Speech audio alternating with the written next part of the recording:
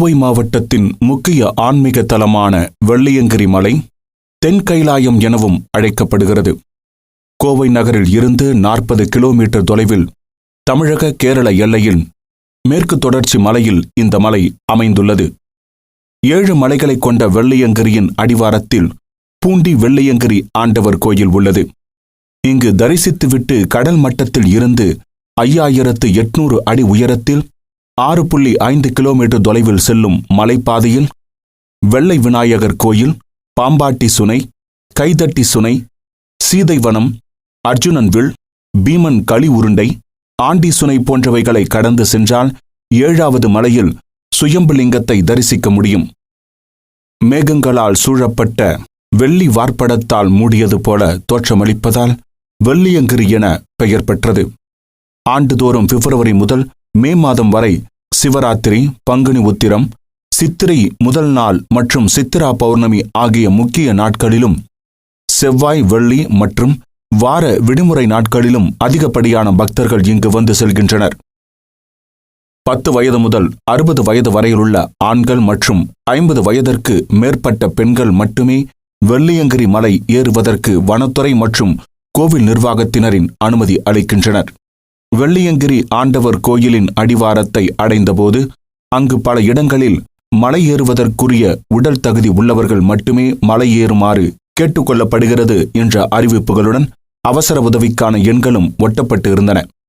நுழைவு பகுதியிலேயே மலை ஏறுபவர்களுக்கு மூங்கில் குச்சி வாங்கி அங்கு வெள்ளியங்கிரி மலை ஏறுவது கடினம் என்பதை நான் அறிவேன், முழு உடல் தகுதியுடன் நான் மலை ஏறுகிறேன், எனது உயிருக்கு ஏதேனும் ஆபத்து ஏற்பட்டால் அதற்கு நானே பொறுப்பாவேன் என பக்தர்களிடம் கோயில் நிர்வாகத்தினர் சுய உறுதிமொழி கடிதத்தில் கையெழுத்து பெறுகின்றனர்.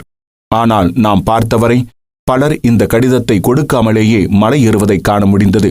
கோயில் சன்னிதானத்திற்கு முன்பகுதியில் மருத்துவ முகாம் அமைக்கப்பட்டு 108 ஆம்புலன்ஸ் நிறுத்தப்பட்டிருந்தது. முகாமை நாம் பார்வையிட்ட போது மருத்துவர் மற்றும் செவிலியர்கள் பணியில் இருந்தனர். மலையேற்றத்திற்கு முன்பகுதியில் பிளாஸ்டிக் கழிவுகளை வனத்துறையினர் பறிமுதல் செய்து அனுப்பினர். நாமும் பக்தர்களுடன் இணைந்து மலை ஏறினோம்.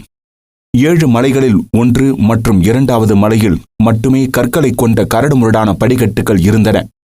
மற்ற மலைகளில் பாறைகளில் படிக்கட்டுகளும் பல இடங்களில் படிக்கட்டுகள் இல்லாமல் மிகவும் கடினமான பாதையாகவும் இருந்தது. சில இடங்களில் மட்டுமே மொபைல் சிக்னல் கிடைத்ததுடன் 4வது மலையில் தனியார் அமைப்பு சார்பில் ஒரு மருத்துவ முகாம் இருந்தது. 7 மலைகளிலும் பக்தர்கள் ஓய்வெடுக்க ஒரு வசதியும் இல்லை. வழியில் வாக்கிட்டாக்கி வசதியுடன் வனத்துறை பணியாளர்களை காண முடியவில்லை. சில மலைகளில் மட்டுமே வனத்துறையினர் பணியில் இருந்தனர். தென் கைலாயம் வெள்ளியங்கிரி மலையின் ஸ்தல வரலாறு.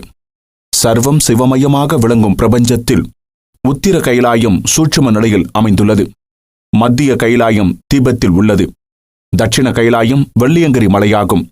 இதனால் தென் கைலாயம் என்று அழைக்கப்படுகிறது. சப்த ரிஷிகளில் ஒருவரான சித்தர் அகத்திய முனி தவம் புரிந்த மலையாகும்.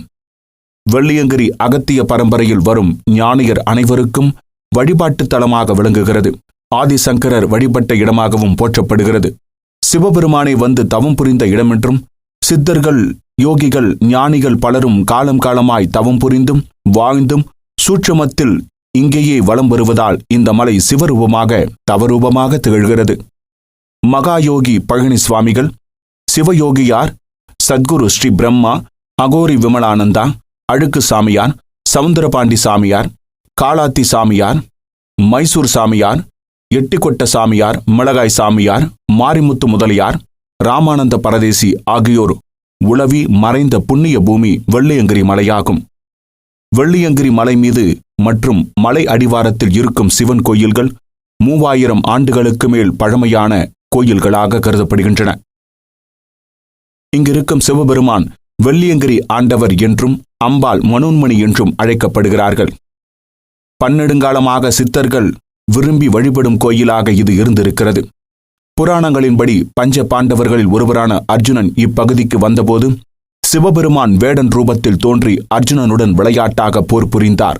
இறுதியில் தனது உண்மை வடிவத்தில் தோன்றிய சிவபெருமானை வணங்கிய அர்ஜுனனுக்கு தனது பாசுபத ஆயுதத்தை சிவபெருமான் அளித்து ஆசிர்வதித்தார். இங்கிருக்கும் 7 மலைகளும் உடலில் இருக்கும் 7 யோக சக்கரங்களை குறிப்பதாக கூறுகிறார்கள். இமயமலையில் இருக்கும் கைலாய மலைக்கு யாத்திரை போக முடியாதவர்கள் தென் கைலாயம் என போற்றப்படும் இந்த வெள்ளியங்கிரி மலை யாத்திரை செல்வதால் கைலாய மலைக்கு சென்ற பலனை அடைவார்கள் என சித்தர்கள் கூறியிருக்கின்றனர். இந்த மலையில் இருக்கும் ஆண்டி சுனை தென் கைலாயத்தின் மானசரோவர் என்றழைக்கப்படுகிறது. வெள்ளியங்கிரி சுயம்பு மூர்த்தியாக அருள்பாலிக்கும் சிவலிங்கத்தை தரிசிக்க கோவை மாவட்டம் அல்லாமல் சென்னை, மதுரை, நெல்லை, கன்னியாகுமரி மற்றும் கேரளா, கர்நாடகா, புதுச்சேரி உள்ளிட்ட பல்வேறு பகுதிகளில் இருந்தும் இளைஞர்கள், முதியவர்கள் என பலர் மலையேற்ற பயிற்சியில் ஈடுபட்டு வருகின்றனர். வெள்ளி, சனி, ஞாயிற்றுக்கிழமைகளில் அதிக பக்தர்கள் மலையேறுகின்றனர். இந்த வெள்ளியங்கிரி மலை சுயம்பு லிங்கத்தை தரிசித்தால் நம் முன்னோர்கள் செய்த பாவங்கள் நீங்கி நம் வாழ்வில் முன்னேற்றம் அடைவீர்கள் மற்றும் மலை காற்றில் மூலிகை செடிகள் அதிகம் இருப்பதால் நம் உடலில் உள்ள சில வியாதிகள் நம்மை விட்டு நீங்கி நமது வாழ்நாள் அதிகரிக்கும் என்றனர் ஆய்வாளர்கள். நமது உடல்நிலையை கருத்தில் கொண்டு நாம் வெள்ளியங்கிரி ஆண்டவனை தரிசித்து பயன் பெறலாம்.